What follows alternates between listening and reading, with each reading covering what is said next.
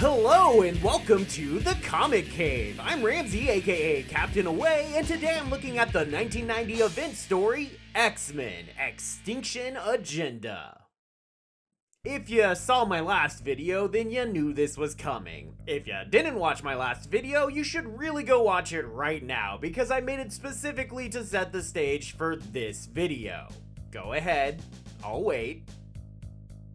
Okay, you watched it? Good. Because we still have more introduction to do. Following Inferno, the X-Men mansion had been destroyed, leaving the New Mutants without a home. They also believed they saw their teacher, Magneto, making a deal with a demon during Inferno. Already not trusting him very much, they decide to go on the run, joined by the former exterminators. Eventually though, they'd all end up under the tutelage of a new instructor, the mysterious Cable, and start living in the basement levels of the X-Mansion, which were not destroyed by Sinister it would seem, and were really the important areas for training a squad of mutants. Squad goals!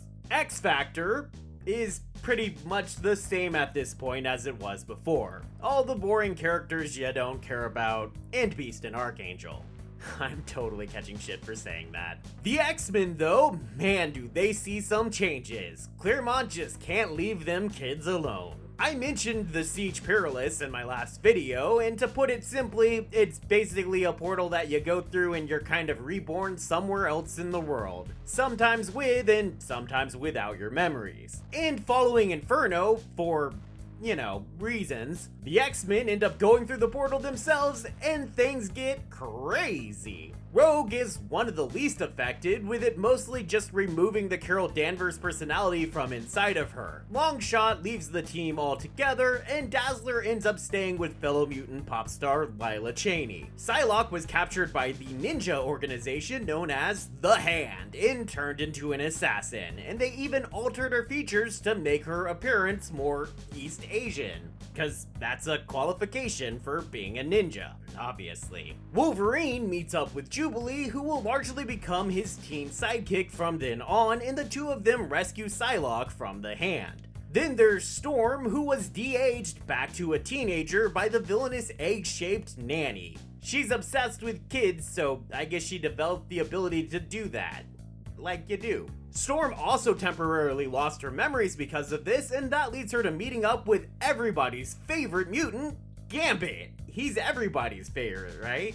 Once she got her memories back, Storm and Gambit would then meet up with former X-Men Forge and Banshee to start a sort of mini X-Men team. Oh, right. And there's also Havoc, who by this point had yet to show up anywhere. Or maybe everyone just forgot to look for him. I mean, he's pretty forgettable. I almost forgot to include him in this intro. So what all this means is that with everyone divided up like this, there isn't currently really an actual X-Men team. So something like, I don't know, a big event story would be needed to bring them all back together and make them a team again. Well, wouldn't you know it, we just happen to have one of those things. So let's see just what it takes to bring this band back together and take this away.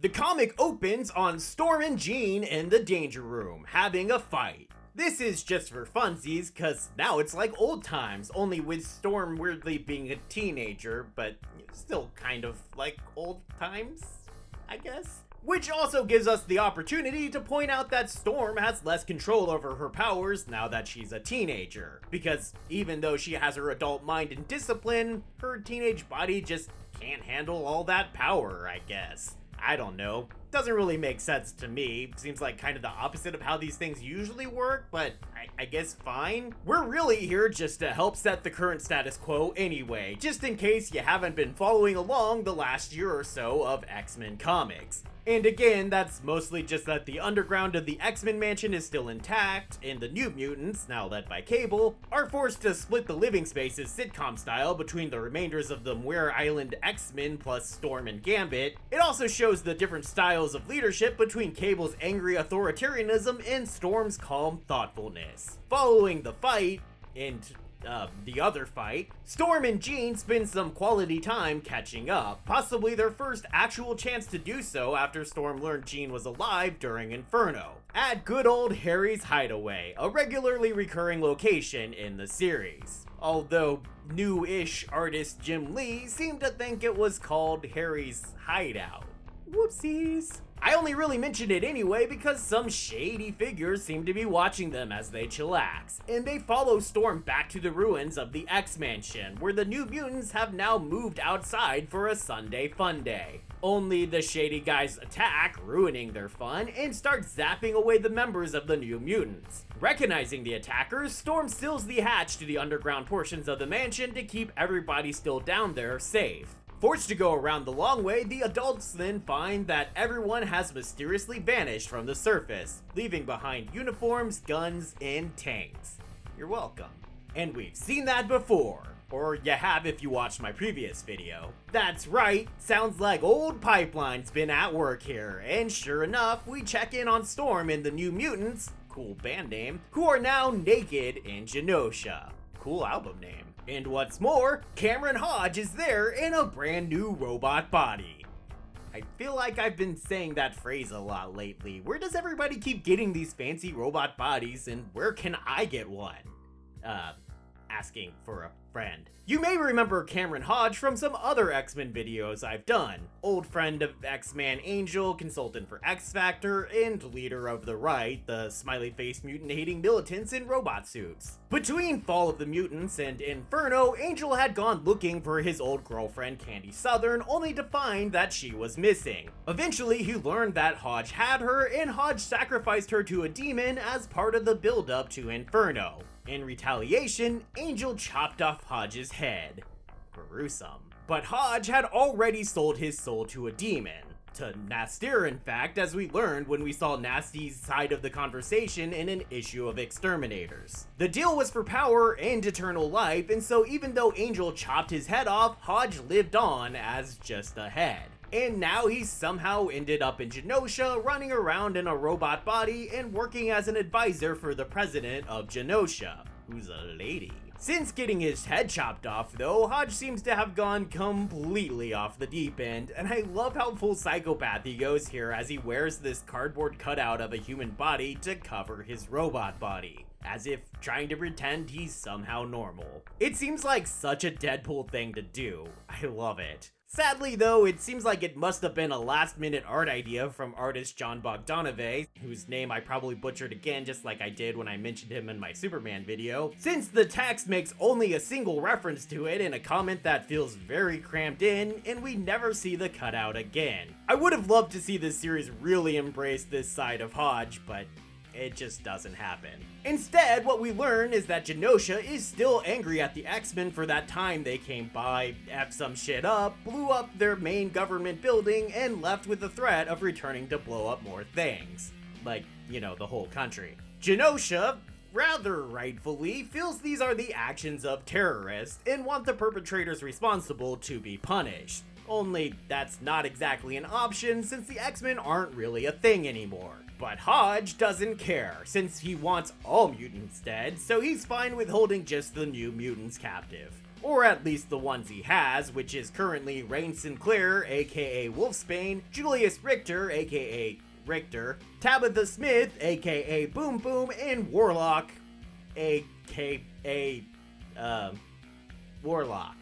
He's a sentient techno-organic virus from outer space. What do you want from me? He doesn't need a secret identity. Since the Madam President listens to Hodge, she is also fine with holding literal children hostage. Hodge specifically wants Warlock from the New Mutants because the techno-organic being that he is makes him capable of shapeshifting, and if he infects Hodge with a controlled version of the transmode virus that Warlock is made of, then Hodge believes he might be able to use the shapeshifting ability to shapeshift himself an actual human-like body. To achieve this, Hodge goes to our old pal Dr. Moreau, the Gene-Engineer, for help. But Jeannie doesn't want to help, and while they fight, Warlock manages to slink away and help his friends, or self-friends as he would say, to help them escape. But Warlock is too weak to escape himself, having been weakened by the teleportation effect of Pipeline. possibly because of the way it doesn't really work on non-organic things, and Warlock is, guess a mix of non-organic and organic technology. So Storm and the New Mutants agree to accept his self-sacrifice and leave him behind to get captured again.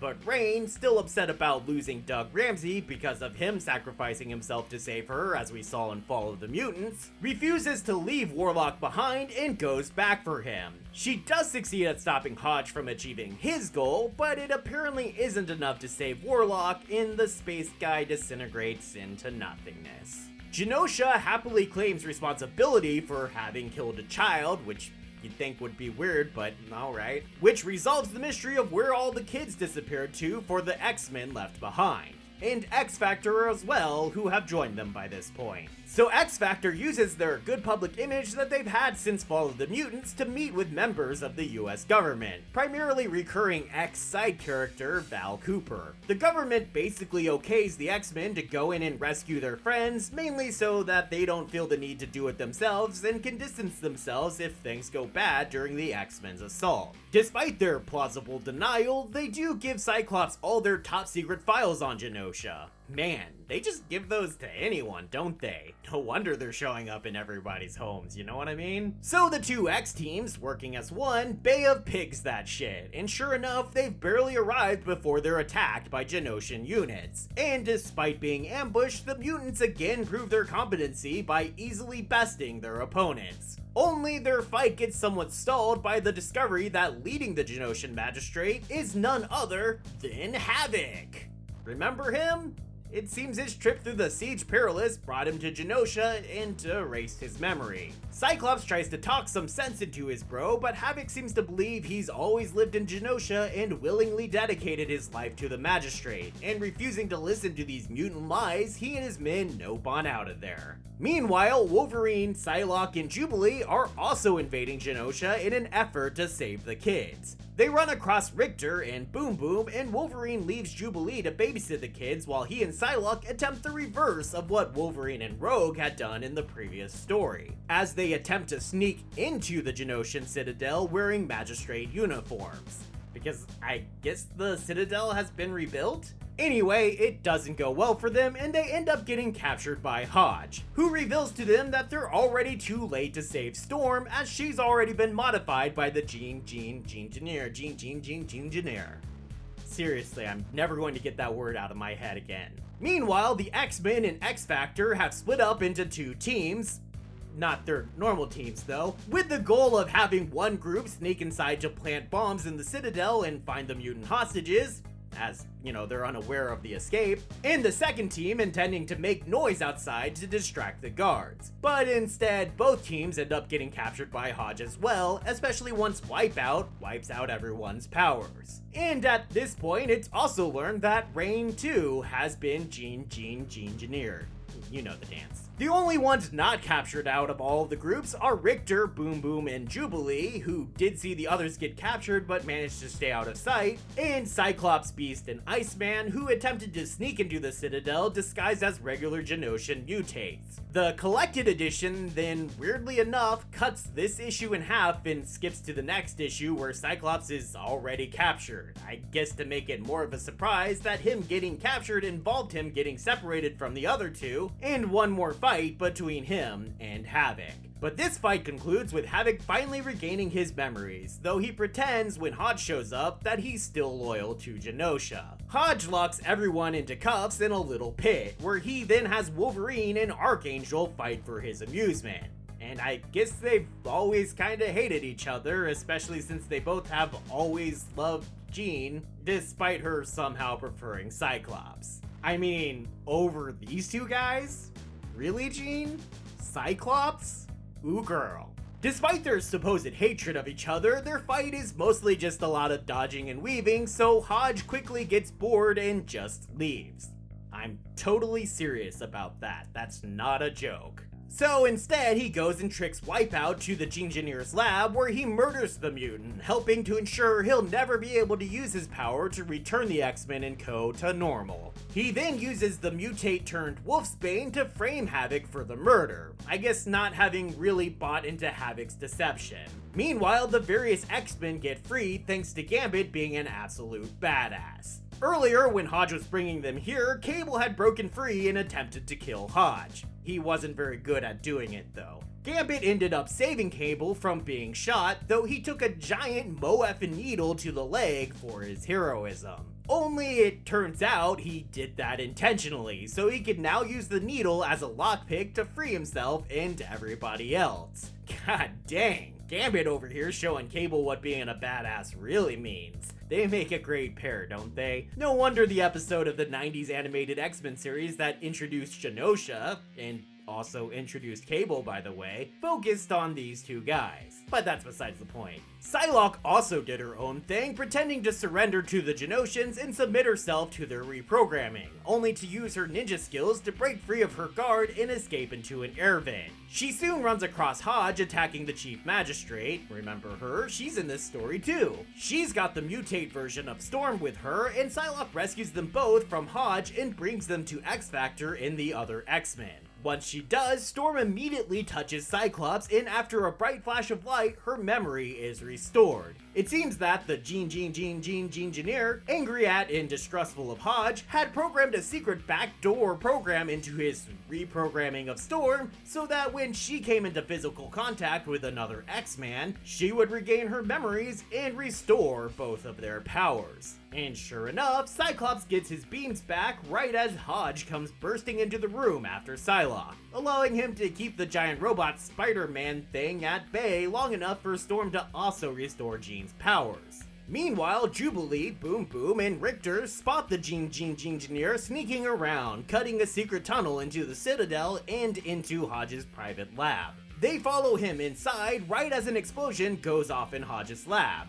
This was a special bomb that Forge had created to sneak into the Citadel and find Hodge's lab in order to destroy it. Hodge then senses this and leaves his fight with the X-Men to go protect his lab, giving Storm the time to restore everyone else's powers. The only one who's kind of an exception is Rain, who, was engineered separately of everything else happening. But because Hodge wanted her to remember just enough to suffer from her reprogramming, Storm's touch is still able to unlock some self-control for her, and she finds that in her wolf form she's able to take full control of herself. The rest of the comic then mostly just becomes a showdown with the X-Men and Hodge. The fight doesn't go well. No matter what our various mutant heroes throw at Hodge, he just seems to shake it off and hit back harder. One of the most effective attacks comes from the kids, Jubilee, Boom Boom, and Richter, like I've said a million times now, who, angry about everything going on, start just blowing up Hodge's lab, and apparently he needs the processing power of all the computers in there to most effectively control his robot body, which is why he ran off after the explosion earlier.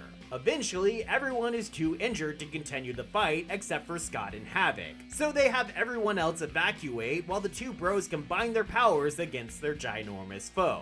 Their blasts are so powerful that they literally blow up the top of the Citadel while inside of it, but even that doesn't seem to bother Hodge. So they follow the Thanos advice and go straight for the head, finally severing Hodge's head from his robot body. But he still continues to just talk and talk and talk, even while he's just lying there as only a head. Dude, shut up. They blast him off the roof of the Citadel, and despite him briefly trying to grab Havoc and pull him over the edge as well, he still gets knocked all the way down. He lands at the feet of Wolfsbane, who has grown more feral over the course of the story, and she literally rips his head in half. Wolfsbane, you're so cool. He's somehow still talking though, so finally accepting that they really can't ever kill him, Richter brings the Citadel down on top of him, burying his head in the ruins of the building, hopefully forever. Which is a nice touch considering Richter has been talking about shaking the whole Citadel to the ground for pretty much the whole story. Way to go, Richter, you finally gotta do something. From here, the magistrate goes on television to say that they have removed the president from office, saying she had a psychotic break and can no longer be trusted to run the country. And while that is basically true, I find it weird that absolutely nobody points out that this is a military coup in the country. And now a non-elected leader who was one of the most dangerous and violent supporters of the slave system that runs the country is now the person in charge. And not a single person points this out or talks about how this is kind of a thing that would normally be a really bad thing. Instead, it's kind of a happy ending? Yay, tyranny! The comic ends with the New Mutants bringing Warlock's remains to Doug Ramsey's grave to reunite the best friends in death. I'm sure this totally won't result in a weird Doug/Warlock mixed creature appearing at some future point causing all kinds of weird shenanigans. That would never happen. And since we don't have to worry about that, I guess all we have to worry about is getting to the breakdown.